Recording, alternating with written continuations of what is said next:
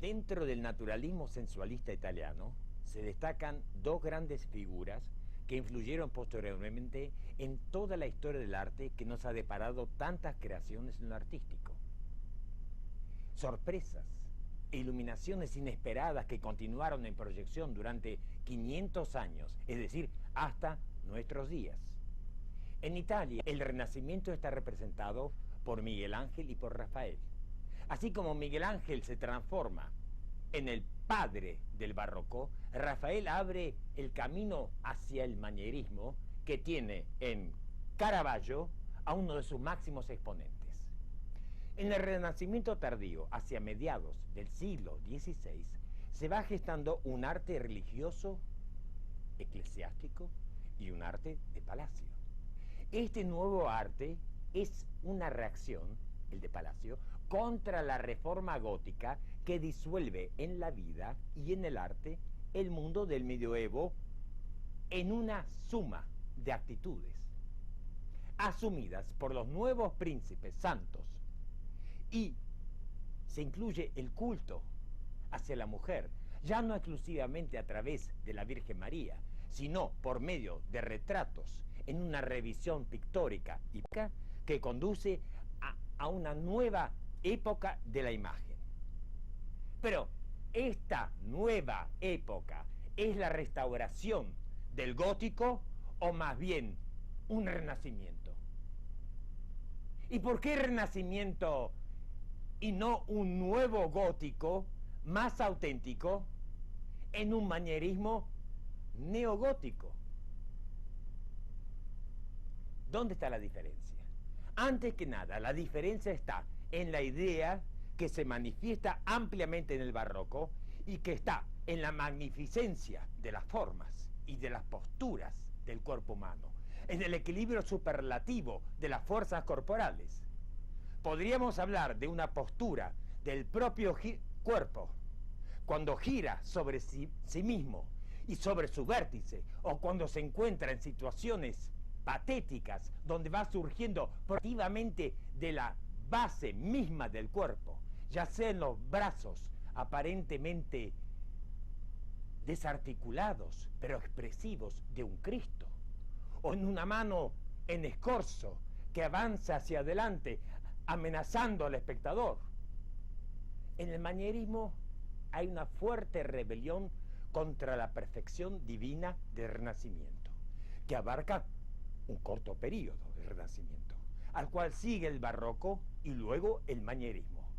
El Rafael tardío, el Miguel Ángel tardío, el Leonardo tardío son los protagonistas más destacados del barroco, que a su vez desemboca en el manierismo. El manierismo es la corriente artística de las poses refinadas, las técnicas pictóricas utilizadas con virtuosismo, las alusiones ingeniosas, también el erotismo desbordante, las discrepancias formales, las desproporciones, la desesperación del espíritu manierista, el horror secreto y la terribilidad intrínseca del manierismo como conducta. El concepto de terribilidad o terribilidad viene acompañado también por un exceso de poder, tanto de los artistas como de quienes encargaban los trabajos. En la época en que Miguel Ángel y Leonardo rivalizaban en Florencia, Rafael Sanzio comenzaba su aprendizaje artístico en el taller del Perugino, quien pertenecía a la generación de artistas famosos y de éxitos que necesitaba una gran cantidad de hábiles aprendices para sacar adelante la enorme cantidad de encargos que recibía. Perugino era un artista muy respetado y Rafael aprendió de él de ir más allá del sentido de la profundidad del campo pictórico sin romper la armonía del diseño y a manejar el sfumato creado por Leonardo. Esto determinaba que sus personajes no tuvieran una apariencia rígida o tosca, por más que las poses adoptadas por los modelos de Rafael en sus obras fueran teatrales y representaran un artificio formal. Estoy profundamente emocionado al estar frente a tres obras paradigmáticas de la historia del arte en la que Rafael trabajó los últimos años de su vida. Me refiero en primer lugar a la transfiguración de Cristo, que le fue encargada a Rafael por el cardenal Julio de Medici en 1517. Podemos ver como una luminosidad difusa ilumina las figuras suspendidas en un momento de exaltación estática, mientras una pincelada magistral unifica con efectos notables de dilatación cromática la atmósfera sublime de este gran acontecimiento de la teología cristiana. En la parte superior del cuadro se representa la transfiguración de Cristo sobre el monte Tabor, y más abajo se encuentran los bienaventurados que presencian con devoción la resurrección de nuestro Señor. E inclusive se puede ver a un niño aparentemente anormal, que tiene en sus ojos una expresión de asombro al haber contemplado la ascensión de Cristo. Aquí a la izquierda nos encontramos con una obra que Rafael pintó a los 20 años. Esta obra está dividida en dos partes. En la parte inferior vemos el sepulcro vacío de la Virgen, rodeado de los apóstoles que con los ojos apuntando hacia arriba contemplan el cielo, donde Jesucristo, rodeado de un coro de ángeles, realiza la coronación de la Virgen María. A la derecha vemos a la Virgen de Foligno, donde la Virgen aparece suspendida en el cielo en una acción atemporal de la contemplación del San Juan Bautista, San Francisco de Asís y San Jerónimo. En la parte superior de la obra, la Virgen con el niño Jesús en los brazos es rodeado por una infinidad de ángeles de una tonalidad azulada que se confunden con las nubes. Esta obra de Rafael es una visión narrativa totalizante de la representación pictórica de la teología cristiana y del dogma mariano. Rafael no poseía ni la vastedad de conocimientos de Leonardo da Vinci, ni la fuerza creativa de Miguel Ángel, máximos exponentes del pensamiento artístico renacentista. Pero mientras estos dos genios eran intratables e incluso inabordables para una persona corriente, Rafael poseía una gran dulzura y un carácter que le facilitaba, con su sola presencia y modales, sumados a sus extraordinarias condiciones artísticas, la conquista de los mecenas más influyentes. Las mejores obras de Rafael parecen realizadas sin esfuerzo alguno, de modo tal que con ellas no puede relacionarse la idea de la faena que representa la pintura. Para algunos, Rafael podría ser el pintor de las dulces Madonas, que llegaron a ser tan conocidas como escasamente apreciadas por sí mismas, desde el punto de vista de la pintura. Este exceso de bellezas en las obras de Rafael se puede ilustrar con una anécdota. Cuando le preguntaron de dónde sacaba esas mujeres tan hermosas, Rafael le respondió que cuando él hacía un retrato no le bastaba con ver que iba a ser retratada, sino que trataba de ver el máximo de mujeres hermosas e inclusive apelaba al imaginario ideal de la belleza que él tenía como meta. Rafael Sanzio nace en la pequeña ciudad de Urbino, en Umbría, en 1483. Desde temprana edad concurre al taller del Perugino. Luego de vivir varios años en Florencia, Rafael se instaló en Roma en 1508, en la época en la que Miguel Ángel acababa de iniciar sus tareas en la Capilla Sixtina.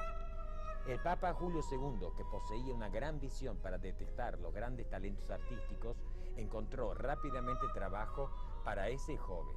Le encargó la decoración de varias salas del Vaticano que se conocen con el nombre de stanze, es decir, estancias, salas, lugares de estar. En una serie de frescos que cubren las paredes y los techos de estas salas, Rafael demostró la maestría del dibujo y de la composición armónica que no ofrece resistencia frente a la mirada, traduciendo un conocimiento científico de la composición. Aquí estamos frente a otra gran obra de Rafael, que fue restaurada, o mejor dicho, limpiada, y mantiene toda su calidez expresiva. Esta obra se titula La Escuela de Atenas, y en ella encontramos una arquitectura dentro de una arquitectura, una basílica dentro de otra basílica.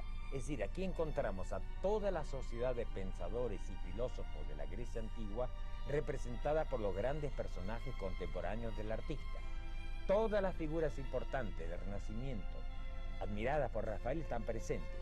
Por ejemplo, Platón tiene la cara de Leonardo da Vinci, Heráclito de Miguel Ángel, Euclides es Bramante y el mismo Rafael se pintó como Ptolomeo. Resulta evidente que Rafael quiso reunir en un todo el conocible y el conocimiento abstracto. En esta obra hay un desarrollo de curvas planteadas con una continuidad rítmica y que van en progresión geométrica desde el arco del fondo hasta la enorme bóveda aterzonada que aparece por encima de las figuras de Platón y Aristóteles. El resultado obtenido por Rafael es el de un espacio amplio y dilatado, pero que tiene límites precisos, como si el artista hubiera querido subrayar las cualidades y los límites del conocimiento humano. El incendio de Borgo constituye el fresco más interesante de la tercera habitación del ciclo Vaticano. Rafael trabajó en ella desde 1514 a 1517, inspirándose en un episodio ocurrido en el año 847, según el cual el Papa León IV logró dominar milagrosamente un incendio que se había desatado en un barrio cercano al y que amenazaba extenderse hasta la misma Basílica de San Pedro. Entre los personajes que pueblan la escena, que está ambientada en Troya y no en Roma, se destaca en el ángulo inferior izquierdo la figura de Eneas, que lleva sobre su espalda al anciano Anquises, y a su lado Ascanio, niño. Descendiendo de una pared vemos a una figura desnuda que simboliza el eslabón que une el canon de la antigua Grecia con el mundo del Renacimiento. En la estancia de Heliodoro, Rafael revolucionó su estilo y es en la liberación de San Pietro donde se cuenta cómo San Pedro fue liberado por un ángel cuando se hallaba en prisión y conducido a la ciudad mientras los guardias dormían.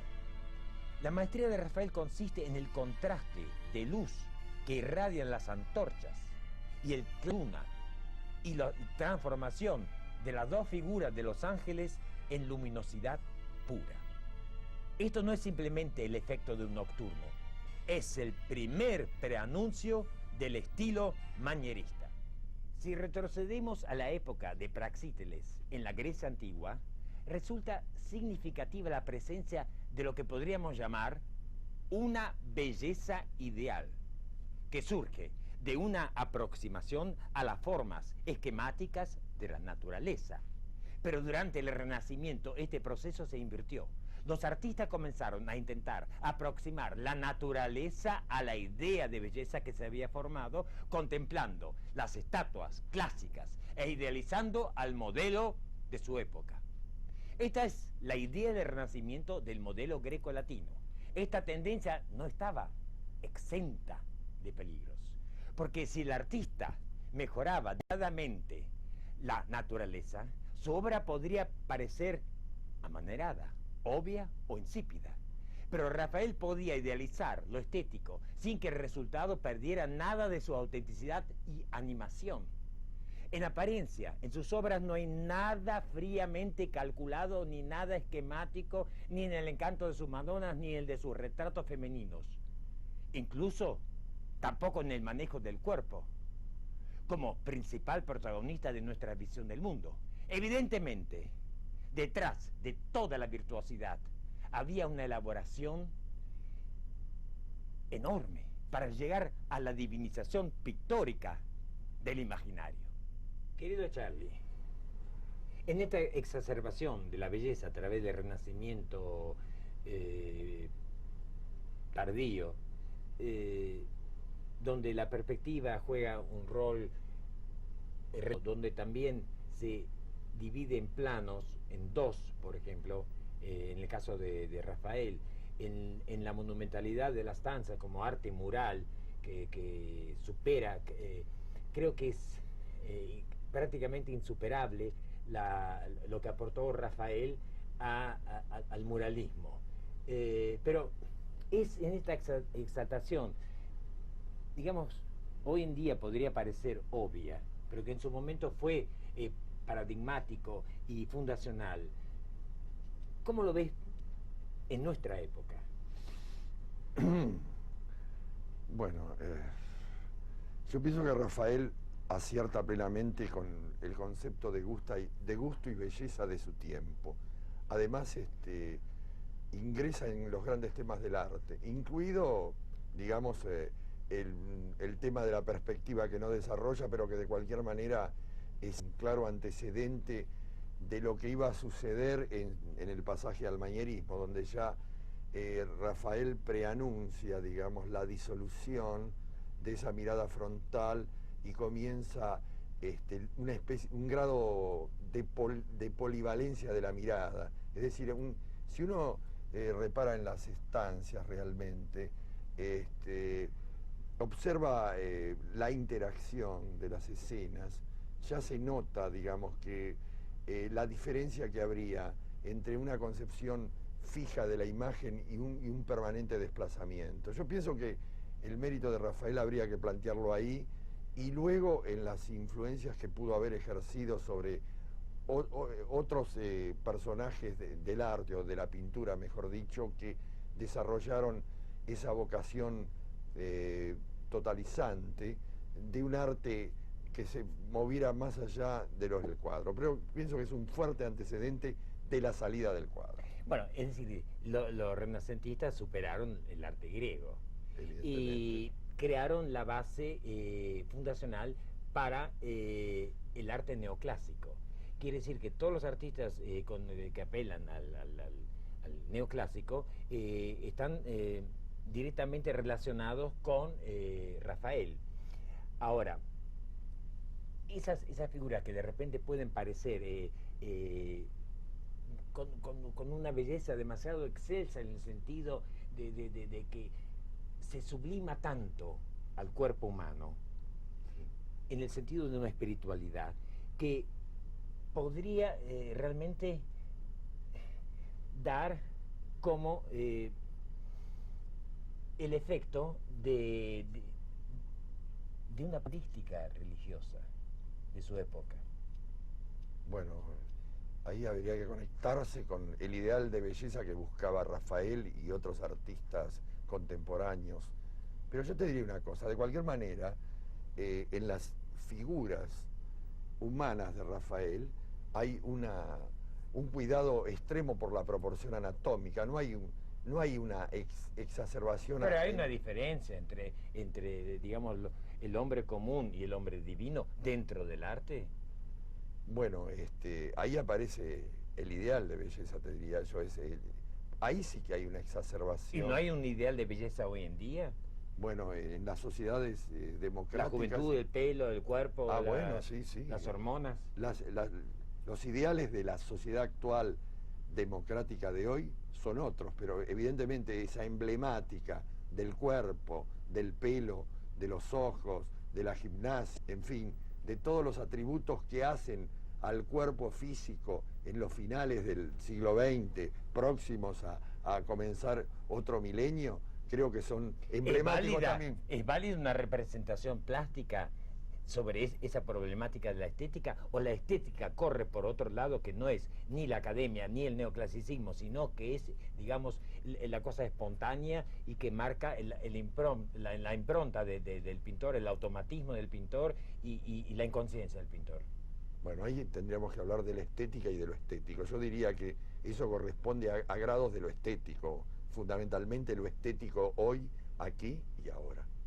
En su único autorretrato, pintado a los 23 años, Rafael mira al espectador en una meditación pensativa y melancólica frente al mundo cotidiano. El gran amor o pasión que tuvo Rafael hacia esa romana llamada Fornerina, tal vez podría reconocerse en la imagen de la dama en Florencia, con su cabellera cubierta con un velo blanco. Este gran amor de Rafael tiene atisbos de leyenda que persistieron hasta el siglo XVII, pero nunca pudo ser probada su veracidad. Sobre uno de sus pequeños dibujos hay un soneto escrito por él mismo, donde expresa un anhelo desventurado de recuperar al ser querido. También existe una versión de que llevó una vida amorosa agitada e irregular, que puede ser consecuencia de envidias y de intrigas a causa de haber sido un favorito de los papas y de los mecenas de su época. El sucesor del Papa Julio II, Leo X, lo nombró arquitecto de la nueva fábrica de San Pedro, el cargo alto al que un artista podía aspirar en la Roma de aquel entonces, y que antes de él, de Rafael Sanzio, lo había ocupado Bramante. Llegó en el momento en el cual las obras de Rafael eran sumamente requeridas y su fama estaba en boca de todo el mundo. Pero nadie imaginaba cuán cercana estaba su temprana muerte.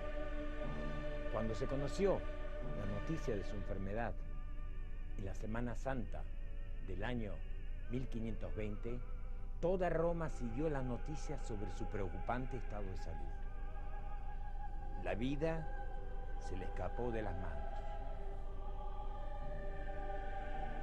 El Viernes Santo, Rafael muere exactamente en el día que cumple 37 años de edad.